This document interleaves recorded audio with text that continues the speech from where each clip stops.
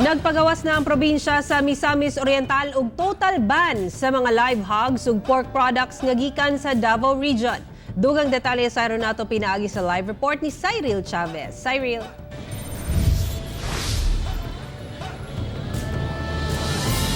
Yes, sir, gihimo kini aron malikayan ang pagkabalda sa hog industry sa probinsya.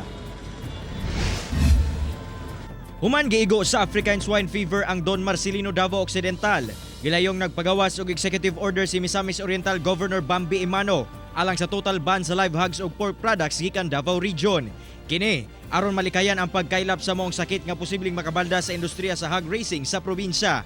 Lakip nga giban ang tanang pork products sama sa longganisa, chicharon, hotdog ug uban pa. Nag-coordinate ako sa ila sa atong provincial vet sa Caraga o provincial vet sa Bukidnon nga pahugtan nila ang ilang pagbantay. Kita ang kung naamang galing makalusot pa gyud, hopefully atong ma-intercept. Nabalaka na ang mga hog racers sa probinsya tungod sa ASF. Kini hilabi pa nga nagpagawas na sab og total ban ang latest sa tanang produkto gikan Mindanao nga maoy nag-unang market sa Misamis Oriental. Nalagi uban nga maayo kay magpalusot pan with this sniffing dog, hopefully madakpan o ma-confiscate ang ilang mga dala nga mga produkto.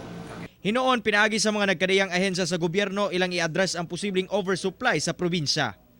Samtang gipatuman sa General Santos City Veterinary Office ang lockdown o pagbawal nga makasulod ang mga binuhing baboy sa syudad gikan Don Marcelino ug uban pang lugar sa Davao Occidental. Lakip na ang gikan sa Sulop ug Malalag sa Davao del Sur. Nagbutyag na sab og quarantine checkpoint kung asa ginasprayhan og disinfectant ang mga mosulod nga livestock vehicles. Gani kining usa ka pick-up nga dunay kargang napulo ka buhing baboy gikan sa Sulop, gibabagan makasulod sa Gensan. Gikuhaan og blood samples ang mga baboy aron masuta kung positibo ba kini sa ASF. Dili kuno angay mabalaka ang mga hog racers sa Gensan tungod kontrolado pa ang sitwasyon ug wala pay kaso sa ASF sa syudad.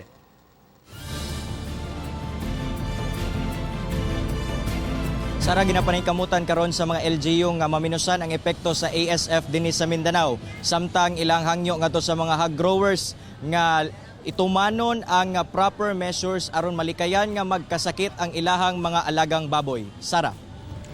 Okay, daghang salamat, Cyril Chavez.